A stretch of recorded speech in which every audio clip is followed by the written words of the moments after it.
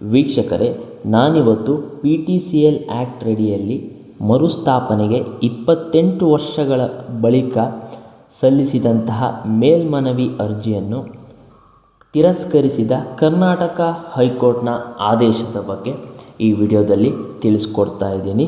ನನ್ನ ಚಾನಲನ್ನು ಸಬ್ಸ್ಕ್ರೈಬ್ ಮಾಡಿಕೊಂಡು ವಿಡಿಯೋನ ನೋಡಿ ಹಾಗೂ ಪಕ್ಕದಲ್ಲಿರುವಂತಹ ಬೆಲ್ ಐಕಾನನ್ನು ಟ್ಯಾಪ್ ಮಾಡಿ ನನ್ನ ಹೊಸ ವಿಡಿಯೋಸ್ ಬಂದಾಗ ನಿಮಗೆ ನೋಟಿಫಿಕೇಷನ್ ಮುಖಾಂತರ ಸಿಗುತ್ತೆ ಅಂತ ಹೇಳ್ತಾ ವಿಡಿಯೋನ ಸ್ಟಾರ್ಟ್ ಮಾಡ್ತಾ ಇದ್ದೇನೆ.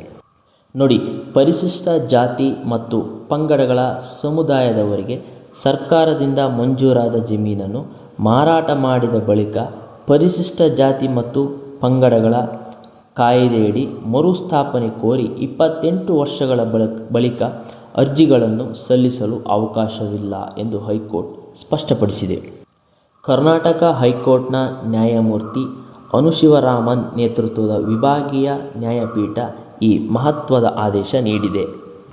ಜಮೀನಿನ ಮೇಲೆ ತಮ್ಮ ಹಕ್ಕುಗಳನ್ನು ಪುನರ್ ಸ್ಥಾಪಿಸಿ ಉಪವಿಭಾಗಾಧಿಕಾರಿ ಮತ್ತು ಜಿಲ್ಲಾಧಿಕಾರಿ ಹೊರಡಿಸಿದ್ದ ಆದೇಶ ರದ್ದುಪಡಿಸಿದ ಏಕಸದಸ್ಯ ಪೀಠದ ಆದೇಶ ಪ್ರಶ್ನಿಸಿ ಚಿಕ್ಕಬಳ್ಳಾಪುರ ಜಿಲ್ಲೆ ಚಿಂತಾಮಣಿಯ ವಿನೋಬನಗರದ ಪೂಜಾರಿ ನಾರಾಯಣಪ್ಪ ಮತ್ತವರ ವಾರಸುದಾರರು ಸಲ್ಲಿಸಿದ ಮೇಲ್ಮನವಿ ವಿಚಾರಣೆ ನಡೆಸಿ ನ್ಯಾಯಪೀಠ ಈ ತೀರ್ಪು ನೀಡಿದೆ.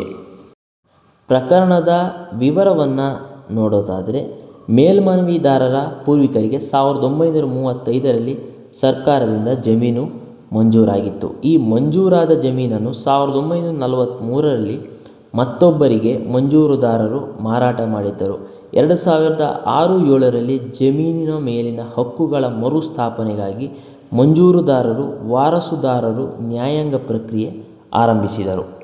ಪರಿಶಿಷ್ಟ ಜಾತಿ ಮತ್ತು ಪಂಗಡದ ಸಮುದಾಯದವರಿಗೆ ಮಂಜೂರಾದ ಜಮೀನು ಪರಭಾರೆ ತಡೆಹಿಡಿಯಲು 1978ರಲ್ಲಿ ಪರಿಶಿಷ್ಟ ಜಾತಿ ಮತ್ತು ಪಂಗಡಗಳ ಕಾಯ್ದೆ ಜಾರಿಗೊಳಿಸಲಾಯಿತು. ಈ ಕಾಯ್ದೆ ಜಾರಿಯಾದ 28 ವರ್ಷಗಳ ನಂತರ ಜಮೀನಿನ ಮೇಲಿನ ಹಕ್ಕುಗಳನ್ನು ಪುನರ್ಸ್ಥಾಪನೆಗೆ ಕೋರಿ ಅರ್ಜಿ ಸಲ್ಲಿಸಲಾಗಿದೆ ಎಂಬುದನ್ನು ಗಮನಿಸಿದ ಹೈಕೋರ್ಟ್ ನ್ಯಾಯಪೀಠ ಇಷ್ಟೊಂದು ಸುದೀರ್ಘ ಅವಧಿಯನ್ನು ಸಮಂಜಸವಾದ ಅವಧಿ ಎಂದು ಪರಿಗಣಿಸಲಾಗದು ಎಂದು ಅಭಿಪ್ರಾಯಪಟ್ಟಿತು. ಮಾನ್ಯ ಸುಪ್ರೀಂ ಕೋರ್ಟ್ ತೀರ್ಪಿನ ಪ್ರಕಾರ ಈ ಅರ್ಜಿಯನ್ನು ಪುರಸ್ಕರಿಸಲಾಗದು ಎಂದು ನ್ಯಾಯಪೀಠ ತೀರ್ಪಿನಲ್ಲಿ ಹೇಳಿದೆ. ಚಿಕ್ಕಬಳ್ಳಾಪುರ ಜಿಲ್ಲೆಯ ಭೂ ಪರಭಾರೆ ಚಿಂತಾಮಣಿ ತಾಲೂಕಿನ ಅಂಬಾಜಿ ಪ್ರಕರಣ ನಾಯಕನಹಳ್ಳಿ ಗ್ರಾಮದಲ್ಲಿ ಪರಿಶಿಷ್ಟ ದುರ್ಗಾ ಹೋಬಳಿಯ ಜಾತಿಗೆ ಸೇರಿದ್ದ ಮುನಿಗಾ ಎಂಬುವರಿಗೆ ಸರ್ಕಾರ 1935-36ರಲ್ಲಿ 4 ಎಕರೆ 4 ಗುಂಟೆ ಜಮೀನು ಮಂಜೂರು ಮಾಡಿತ್ತು. ಈ ಜಮೀನನ್ನು 1945ರಲ್ಲಿ ಬೇರೊಬ್ಬರಿಗೆ ಮುನಿಗಾ ಮಾರಾಟ ಮಾಡಿದ್ದರು. ಜಮೀನು ಮಾರಾಟವಾದ 28 ವರ್ಷಗಳ ಬಳಿಕ ಜಮೀನಿನ ಹಕ್ಕುಗಳನ್ನು ಮರುಸ್ಥಾಪನೆ ಮಾಡಬೇಕು ಎಂದು ಕೋರಿ 2006ರಲ್ಲಿ ಮುನಿಗಾ ವಾರಸುದಾರರು ಚಿಕ್ಕಬಳ್ಳಾಪುರ ಉಪವಿಭಾಗಾಧಿಕಾರಿಗಳಿಗೆ ಮನವಿ ಸಲ್ಲಿಸಿದರು. ಉಪವಿಭಾಗಾಧಿಕಾರಿಗಳು ಮನವಿ ಅಂಗೀಕರಿಸಿ ಜಮೀನಿನ ಹಕ್ಕುಗಳನ್ನು ಪುನಃಸ್ಥಾಪನೆ ಮಾಡಿ ಆದೇಶಿಸಿದರು. ಜಮೀನನ್ನು ಖರೀದಿಸಿದವರ ವಾರಸುದಾರರು ಉಪವಿಭಾಗಾಧಿಕಾರಿಗಳ ಆದೇಶವನ್ನು ಜಿಲ್ಲಾಧಿಕಾರಿಗಳ ಮುಂದೆ ಪ್ರಶ್ನಿಸಿದರು. ಈ ಮನವಿಯನ್ನು ಜಿಲ್ಲಾಧಿಕಾರಿಗಳು ವಜಾಗೊಳಿಸಿದರು. ಇದರಿಂದ AC ಹಾಗೂ DC ಆದೇಶ ಪ್ರಶ್ನಿಸಿ ಹೈಕೋರ್ಟ್ ಮೆಟ್ಟಿಲೇರಿದರು. ಅರ್ಜಿ ವಿಚಾರಣೆ ನಡೆಸಿದ ಏಕಸದಸ್ಯ ಪೀಠ ಅರ್ಜಿ ಪುರಸ್ಕರಿಸಿ AC ಮತ್ತು DC ಆದೇಶ ರದ್ದುಪಡಿಸಿತ್ತು.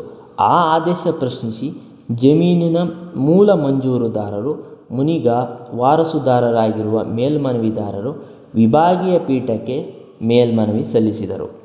ಈ ಮೇಲ್ಮನವಿ ಅರ್ಜಿಯನ್ನು ಕರ್ನಾಟಕ ಹೈಕೋರ್ಟ್ ವಿಭಾಗೀಯ ಪೀಠವು ತಿರಸ್ಕರಿಸಿದೆ.